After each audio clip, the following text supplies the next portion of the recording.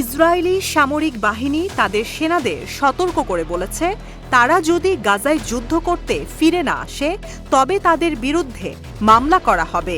সাম্প্রতিক মাসগুলোতে এই ধরনের প্রত্যাখ্যানের ঘটনা বাড়তে থাকায় সেনাদের হুমকি দিতে বাধ্য হচ্ছে ইসরায়েলি সামরিক বাহিনী। ইসরায়েলের সংবাদ মাধ্যম কানের প্রতিবেদন অনুযায়ী একটি পদাতিক ব্রিগেডের অন্তত ২০ জন ইসরায়েলি সেনা গাজা যুদ্ধে ফিরে যেতে অস্বীকার করেছে। এ ঘটনায় অন্তত ১০ জন সেনা সরকারি সতর্কবার্তা পেয়েছে।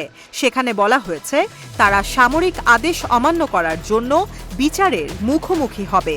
বলা হচ্ছে গাজায় ফিলিস্তিনি যোদ্ধারা গত বছরের অক্টোবর থেকে শত্রু সেনাদের বিরুদ্ধে একটি শক্ত প্রতিরোধ গড়ে তোলায় হতাহতের সংখ্যা বাড়ছে।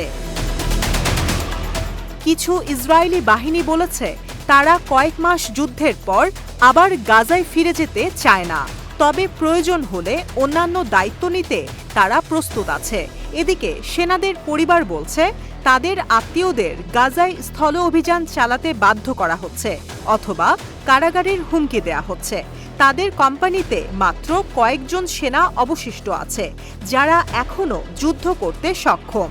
এই সময় আমরা আপনজন হিসেবে তাদের এমন একটি ঘটনা মোকাবেলা করতে বলার কথা চিন্তাও করতে পারি না।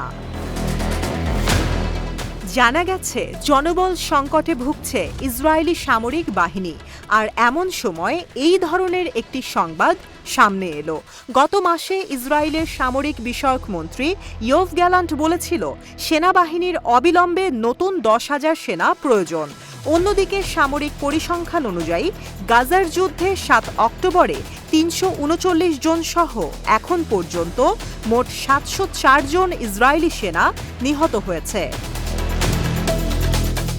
এর আগে ইসরায়েলি মিডিয়া জানিয়েছিল জনরোষ এড়াতে এবং তার সেনাদের মনোবল ধরে রাখতে বাহিনীর মধ্যে প্রাণহানির সংখ্যা কম দেখাচ্ছে ইসরায়েলি সরকার।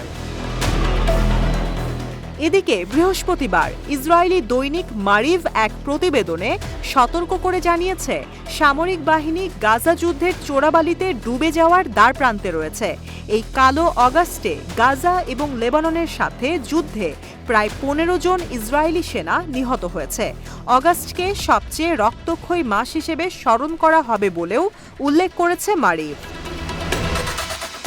মারিভের প্রতিবেদনে আরও বলা হয়েছে ইসরায়েল নিরাপত্তার নামে ফিলাডেলফি করিডর এবং নেটজারিম প্যাসেজ ধরে রাখার ওপর জোর দিচ্ছে, আর এটিই বর্তমানে আলোচনার মূল বিরোধ।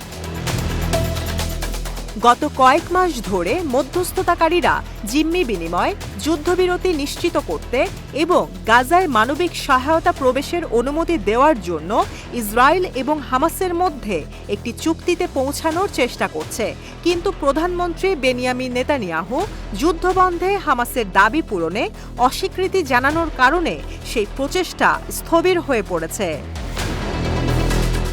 মারিফ বলছে কয়েক সপ্তাহের মধ্যেই ঋতু পরিবর্তন হবে এবং বৃষ্টি আসবে। আমরা জলাবদ্ধতার মধ্যে ডুবে যাওয়ার আগে আসুন একটু সময় নিয়ে ভাবি। সত্যিকার অর্থে আলোচনা বন্ধ না করে জিম্মিদের মুক্তি এবং সংঘর্ষ বন্ধ করার জন্য নিরাপদ বিকল্পের রাস্তা খোঁজার চেষ্টা করি।